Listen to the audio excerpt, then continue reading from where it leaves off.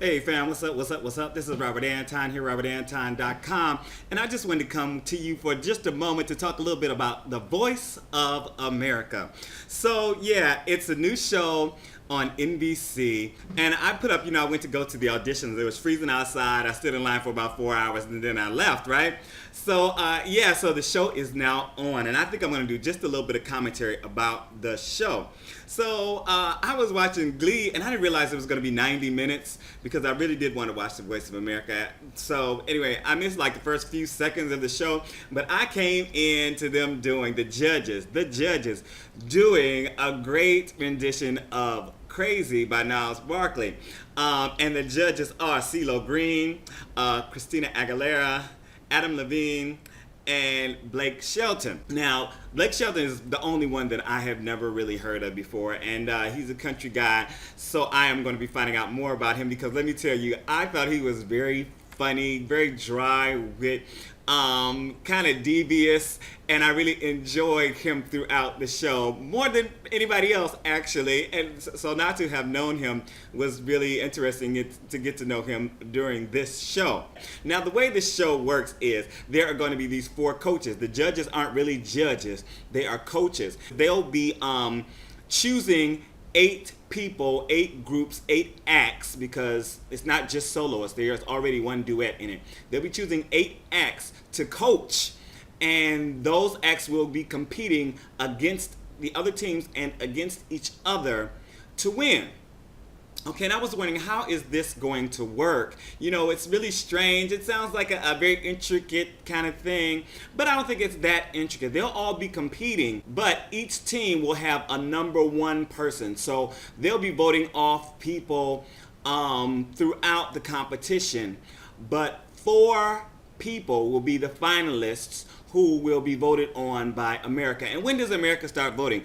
I think America starts voting when they go public. They're going to a public round kind of thing where they will have, just like American Idol, they will have it open for public voting. But it won't be totally up to America to vote off someone. On each team, the 2 people who get the lowest score are going to have a sing-off for their judge or their coach, and then their coach will decide who goes home that time.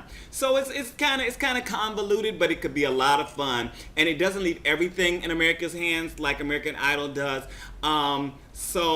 It could be very interesting. There's some people who were chatting on one of my videos talking about, they love the Voice of Holland and they watched it and they thought it was like the best format. Better. We're so used to American Idol that people are really into it, but this show, this opening night, really blew it out of the waters. They had amazing ratings. They beat out everybody in their time slot, including the second half of Glee.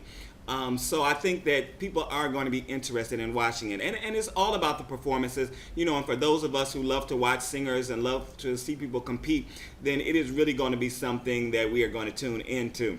Okay, so now they have blind auditions. Now they say they have blind auditions because I'm going to talk about this a little bit. I did go to the Voice of America auditions in New York City, and I talked to several people who actually had auditioned and people who were called back. I don't know if there's anyone on the show yet who I actually recognize, so I don't really recognize anybody. I might have to go back and watch my video and see if there's somebody that I recognize.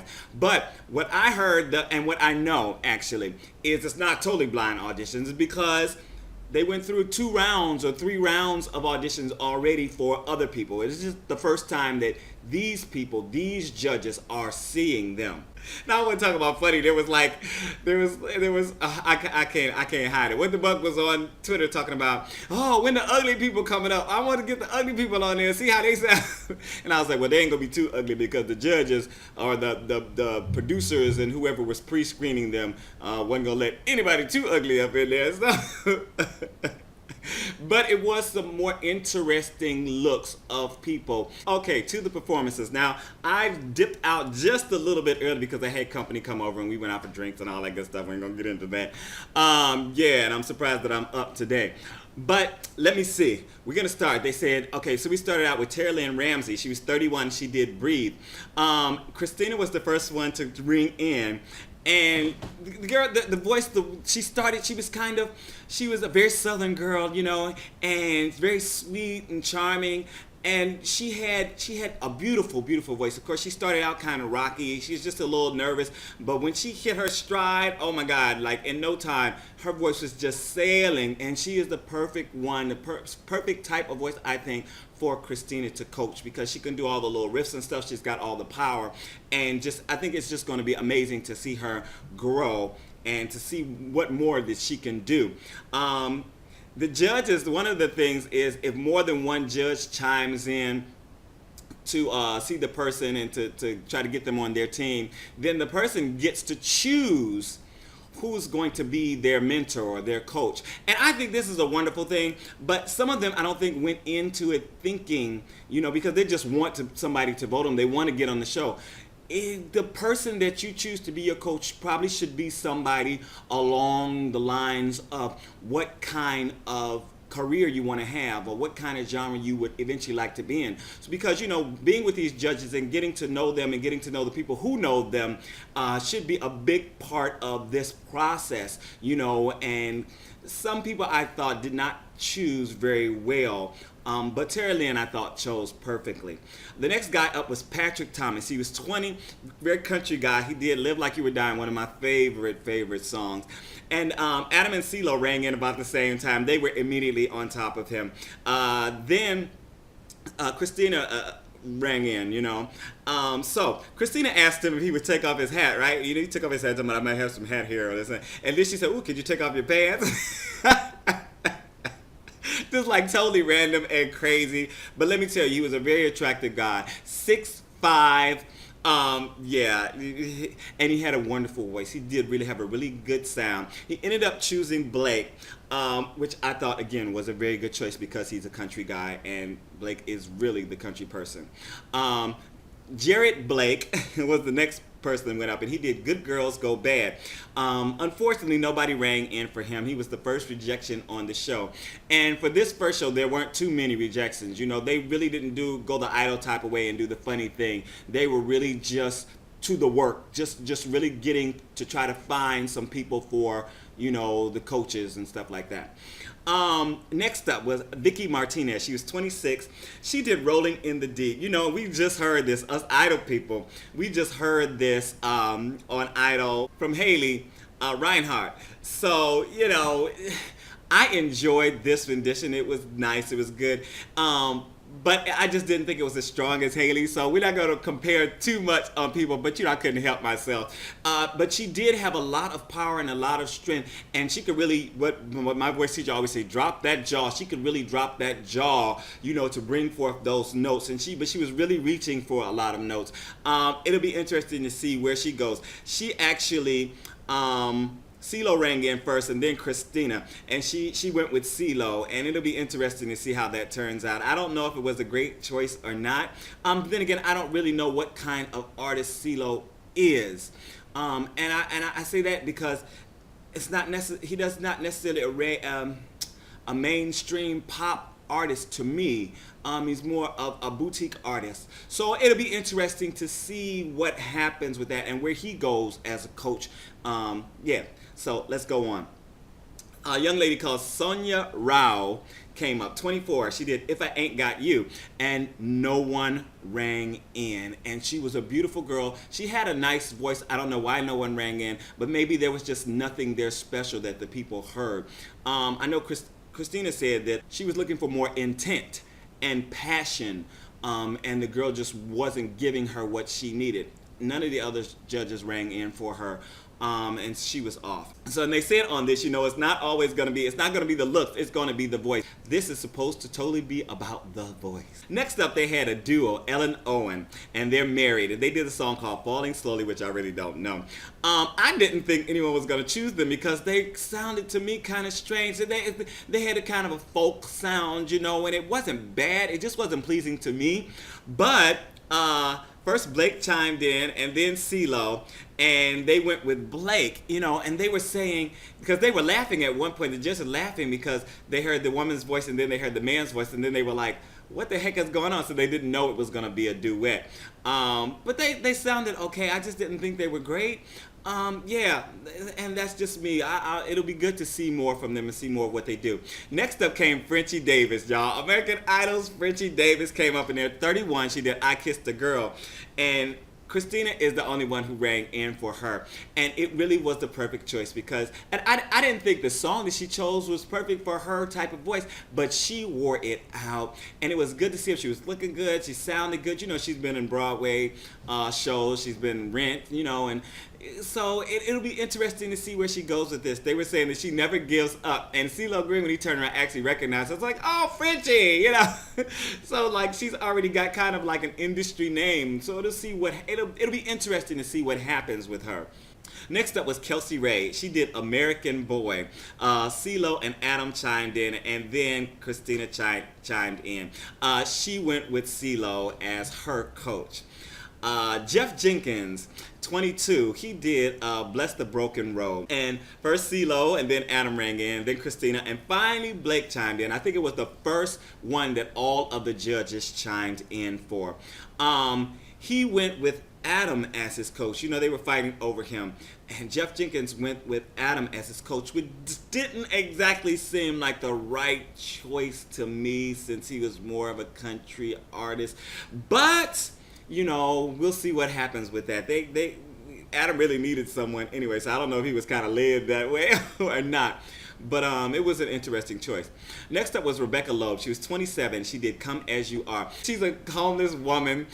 She lives in her car and performs all over the states, you know.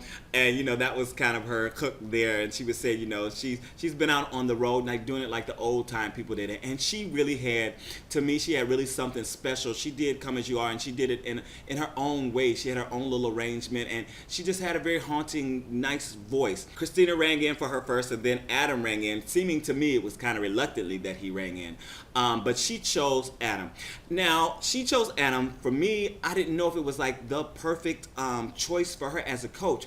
But she said one great thing. She said, the reason that I'm going with Adam instead of going with Christina is because Adam has had the type of career trajectory that I would like to have. He's had the type of career that I want to have. And that is a really good reason to go with one person over another. It's probably the best reason, you know, because if she wants to be like the Christina Aguilera pop kind of singer, then maybe she would go with her. But she wants to be more of that almost indie rock kind of thing, I guess, or so, you know, we'll see what happens with it. You know, we'll see where she goes, but it was just a very interesting choice to me. Next up was Joann Rizzo. She was 56 years old. You know, it's never too late, and it was wonderful that she got chosen. She brought her son and her grandkids, you know, with her. She did I Say a Little Prayer, a very old time song. You know, I could really hear a lot of a lot of history in her voice, and I think if I was listening to her, I would be able to tell that she was an older person. She sounded good. It wasn't great, and no one buzzed in for her, which was kind of bad. But I could hear it. It was just like she wasn't really going to hold up. So no one buzzed in. Next up was Xenia. She was 16 years old. So they went from the 56 to the 16. She did Break Even. She just had a very special, very quiet little girl. You did not expect this voice to come out of her. Very special little sound. And CeeLo rang in for her, and then Blake. And she went with Blake as her coach. Next up, I can't even pronounce his name. Tje Austin. I think it's Tje Austin. He's 27 years old, and they faked us out a little bit. They said, would you choose him without seeing what he looked like? So when he got to sing, we didn't see right away who he was. He did Just the Way You Are. And CeeLo and Adam both chimed in again, jumping right on it. He went with CeeLo Green. Let me tell you, when I saw him, immediately I thought he's gonna go with CeeLo. It's just he had the big hair. He kind of reminded a little bit of CeeLo, and I thought it was just a perfect fit artist for coach. And my last person on my list is Javier Colon. He was 33. He did Time After Time, his own arrangement, you know, and that was very surprising to hear them doing this song, and it sounded so good in his voice. CeeLo and Adam both chimed in first, and then Christina, and finally Blake always lagging behind, chimed in, and he went with Adam as a coach. It seems that a lot of people really enjoyed this show. I was kind of reluctant at first watching, but then it kind of drew me in. And what drew me in, basically, the performances naturally and the people's story, which is just like any other performance, any other show. But the coach is kind of trying to convince people and trying to, to get them to go with them, to choose them as their coach. That was very interesting to me, and to see what kind of shenanigans they would try to pull off. And some they were very joking and stuff, but there was a little, angst going on in there too, to try to get, the best people on your team. So that was nice to see. I don't know what this show is going to entail, and I guess that is part of the excitement. We haven't seen this format before, and I think people are going to come back to watch it in order just to see how it's going to play out. Are you going to be watching? So far, who are your favorites? Who is your favorite judge, for one? And then, who is your favorite contestant so far from what you've seen? Chime in down in the comments and let me know. I hope this is not too long. My name is Robert Anton, robertanton.com. If you are a fan, make sure to check out my originals playlist. I have 4 CDs available on iTunes. And if you are a singer, songwriter, check out my So You Want to Be a Singer playlist. I give advice to aspiring performers. I'm a professional singer. All right, I'm out.